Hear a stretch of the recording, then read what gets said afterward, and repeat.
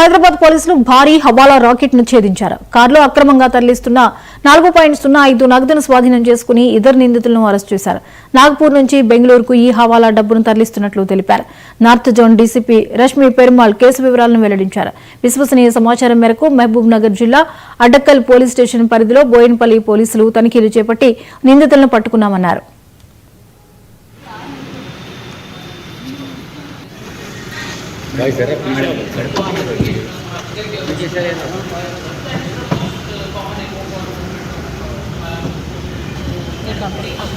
Cash.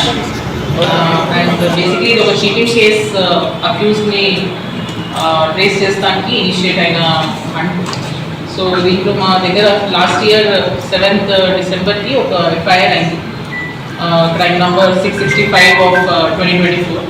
So దీంట్లో ఉన్న victims they approached us with the complaint that accused side నుంచి ఒక 50 lakhs cash and వాళ్ళ దగ్గర నుంచి తీసుకొని RTGS లో మీకు ఒక 10 లక్షలు ఎక్స్ట్రా ఇప్పిస్తాము అని ఇట్లా మాటలు చెప్తాం వల్ల కన్విన్స్ చేసి వాళ్ళ దగ్గర ఒక వాళ్ళ 3-4 ఫ్రెండ్స్ విక్టిమ్ సైడ్ నుంచి ఒక 3-4 పర్సన్స్ కలిసి ఒక 50 lakhs క్యాష్ అరేంజ్మెంట్ చేసి మీకు అకౌంట్లో 10 lakhs ఎక్స్ట్రా క్యాష్ ఇప్పిస్తాము in exchange for this 50 lakhs అని చెప్పి అక్యూస్డ్ వాళ్ళు ఈ 50 lakhs క్యాష్ వీళ్ళ దగ్గర తీసుకొని ఒక కార్లో తీసుకొని వెళ్ళిపోయి మళ్ళీ RTGS అమౌంట్ వేయలేదు వాళ్ళ account.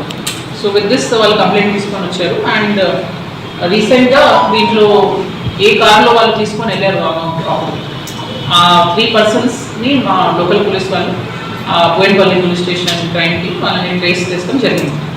Further details as per procedure దీన్ని కన్సర్న్డ్ అథారిటీస్కి హ్యాండ్ ఓవర్ చేసి income tax authorities will verify the source and origin of this money.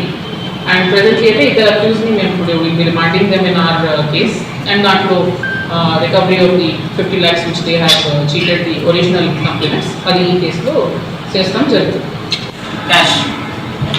And basically the cheating case accused ni trace chestaniki initiate aina fund.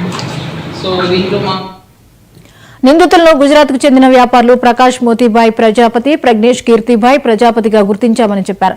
వీరిలో ప్రధాన నిందితుడైన Prakash ప్రజాపతిపై 2024 December 7న Boinpally police స్టేషన్లో cheating case నమోదైందని తెలిపారు.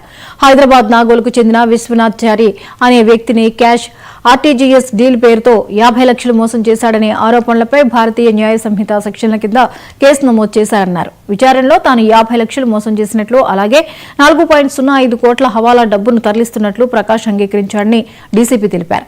స్వాధీనం చేసుకున్న నగదు మూలాలు, సంబంధాలపై లోతుగా దర్యాప్తు చేస్తున్నట్లు ఆమె వివరించారు.